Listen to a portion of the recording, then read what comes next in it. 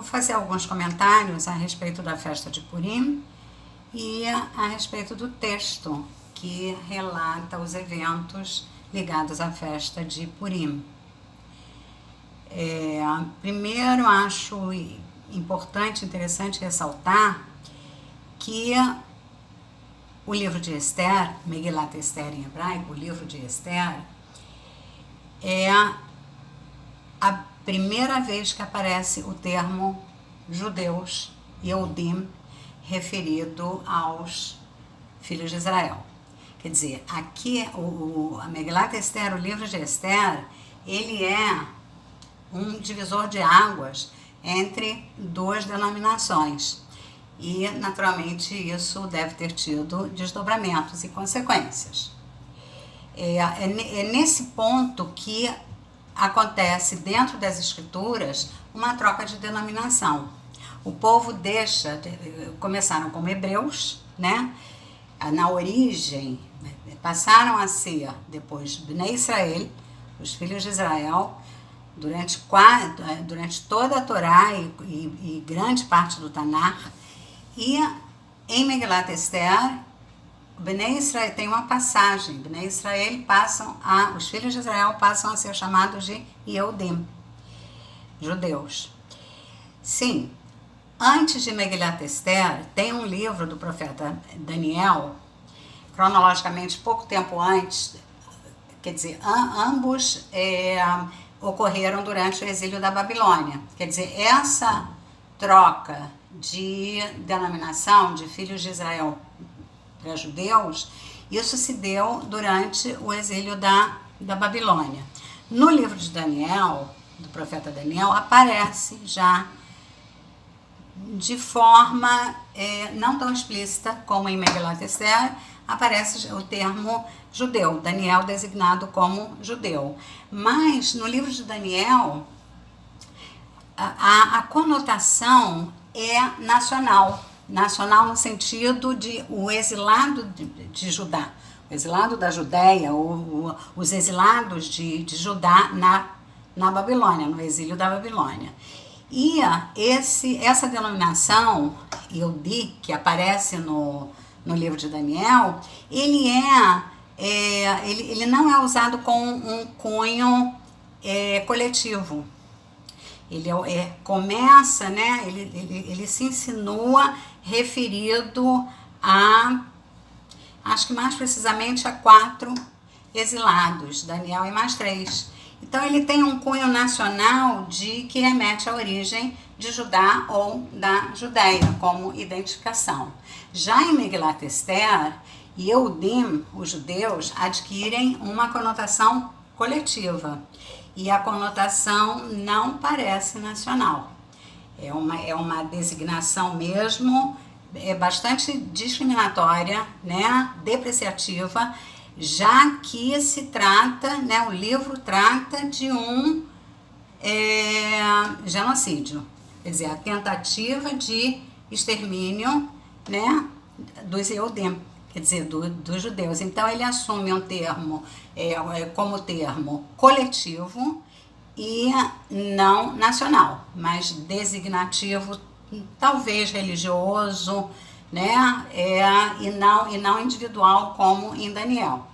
E então o termo judeu, Yehudim, ele é inaugurado, né, em Megilat Esther, nas escrituras, ele aparece aí a primeira vez, e ligado a um projeto de extermínio pelo Império Persa, localizado na pessoa de Haman. Bem, acho que isso é interessante ressaltar. Uma outra curiosidade também, para refletirmos em relação a Purim, é que Megilat Esther, que se traduz no sentido literal como o rolo de Esther, ele tem uma outra designação por etimologia das palavras. Megillah vem do verbo legalot. Legalot quer dizer revelar. E Esther vem do verbo lehaster, que é o verbo ocultar. Com isso, etimologicamente, Megilat Esther, além de ter um significado literal de rolo de Esther, ele ganha um significado etimológico também e, né, secreto, né, como a revelação do oculto. Então, esse texto é a revelação do oculto, ou dos ocultos. Existe muita coisa oculta dentro desse texto, dentro da interpretação, quer dizer, mais minuciosa, fora do sentido literal. O que temos de oculto, então, né, no relato de Esther? Primeiro, a identidade dela. Esther, na realidade, o nome dela original é Hadassah. E ela ganha o nome, né, persa, Esther, e não parece por acaso, já que Esther tem etimologicamente, um sentido de ocultação. Essa identidade se revela somente no final. E o que tem de oculto também é que não aparece expressamente o nome de Deus. O nome de Deus está oculto, quer dizer, ele não aparece nenhuma vez expressamente. Existem, né, interpretações aqui e ali de que o nome aparece sim de uma forma disfarçada. Tipo, vou dar um exemplo. Toda vez que aparece no relato o rei Assuero, se refere ao rei Assuero, o rei persa de carne e osso.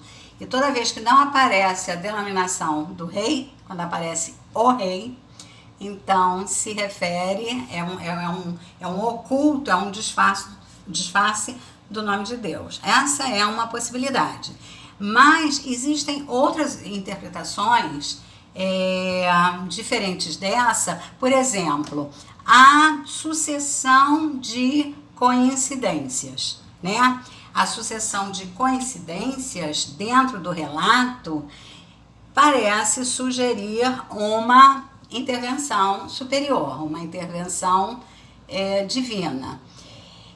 Então, insinuado, né, a figura de Deus, a interferência de Deus estaria oculta dentro da sucessão de acontecimentos que um foi promovendo o outro, até terminar na redenção, na salvação.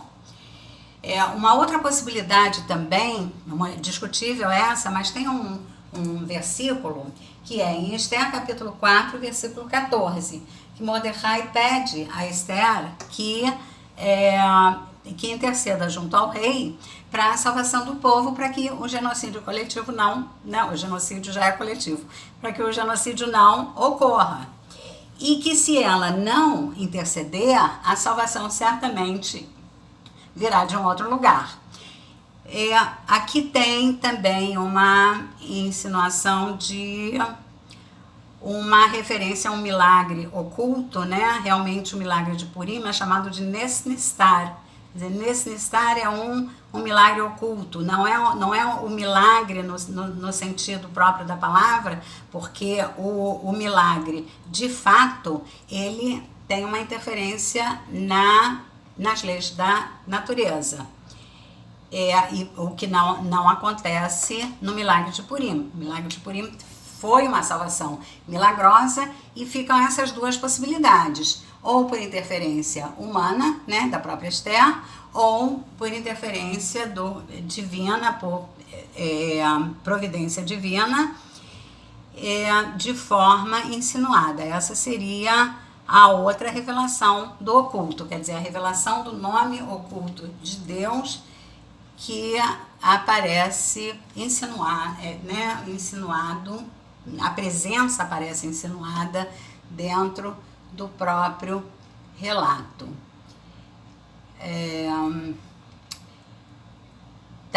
Existe um outro livro, quer dizer, não seria um momento agora, mas só para completar, existe um outro livro no Tanar que não tem o nome de Deus, que é o Cântico dos Cânticos, que é o Shir Hashirim.